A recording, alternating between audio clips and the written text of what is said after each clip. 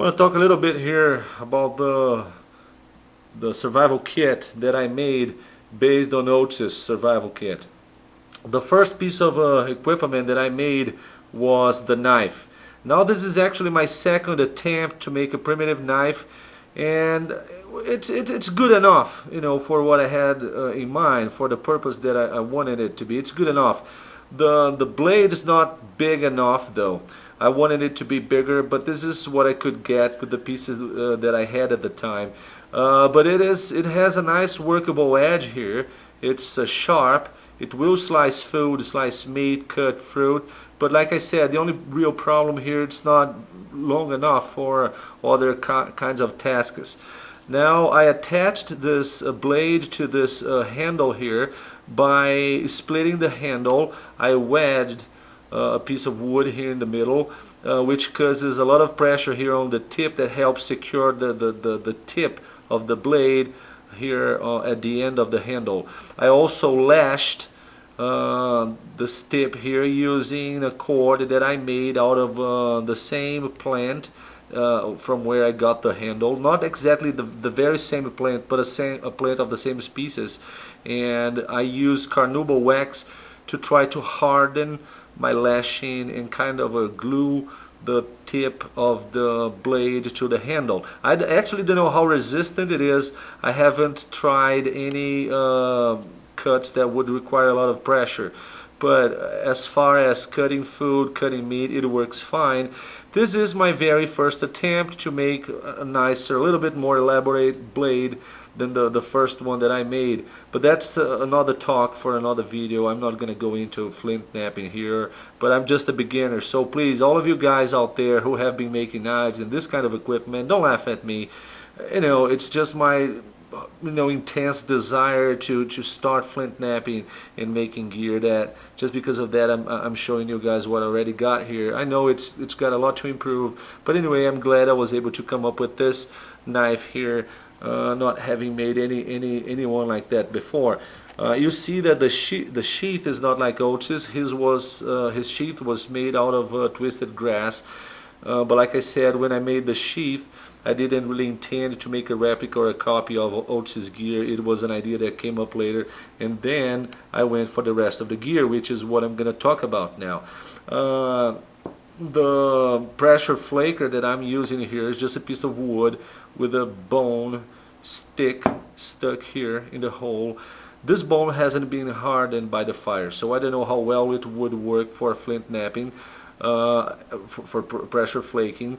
When I pressure flake, I use metal and modern tools, so I would probably have to harden the tip here in the fire to make sure it would work fine.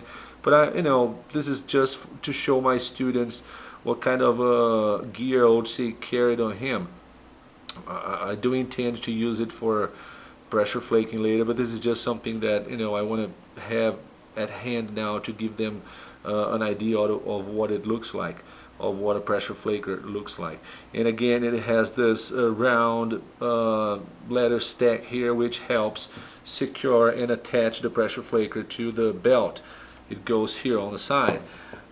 Same story with this stone ring that he carried on him. The only difference, mine is made out of soapstone, so much easier to carve and work with.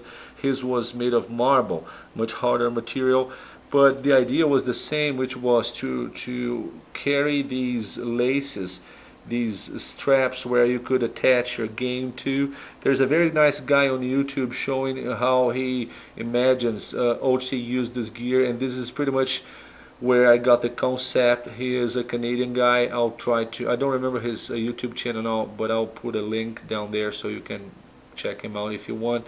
But this is my version of this, whatever you call this bunch of leather straps that he carried, and that actually makes it really good when it comes to attaching it to your belt and carrying game and carrying small game and stuff that you collect throughout the day.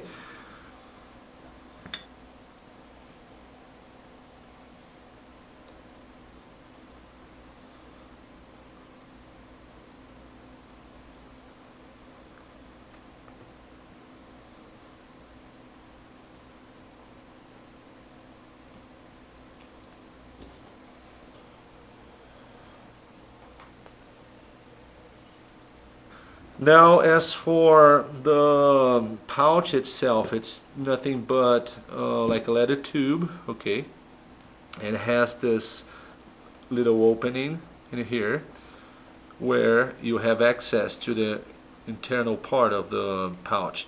So what I got here for tinder, differently from Otzi, he had like a fungus that could be used for both fire tinder and medicine. This here can only be used for fire tinder. So I have white paper, which is a tree natural from Australia. I have a few of them here in my area, so I collected their bark because it's good for fire starter material. And I have a cotton-like plant here, which we call pineta. It's also very good material for a coal extender, helps you start your fire. Other than that, I have chips of flint, okay, flakes of stones here, which are very sharp, razor sharp actually. I can pretty much shave the hair on my arm using these. And of course I have my bone owl, which I can use to help repairing my gear, making holes and sewing and stuff like that. The difference between my owl and Otzi's owl is that his was made out of ibex bone and mine is just a horse bone. But anyway, the purpose and the intention and the results are pretty much the same. And that's it, people. So here I have my primitive kit, right, which was based on Otzi's kit. The concept is pretty much identical to his concept, to how he would carry the gear on his body, on his belt. And I tried to be as close as possible to what he had on him using the material I had available here. Of course, not everything is made out of the same material, like the stone ring, but the idea was the same. And I am pretty glad with the outcome of this experience. I can pretty much tell you guys it was a fun experience. Took me, a few hours, some hours to get the whole thing done. The knife, the blade is actually what took me longer to flint knap and work out, but the rest wasn't that much time, and again, it was a fun project. And I hope you guys like this project too. So please, if you have any comments, if you have any questions, if there is anything you want to say, feel free to do so. This was Juliano Toniolo from Brazil, guys, and I will see you in the bonus.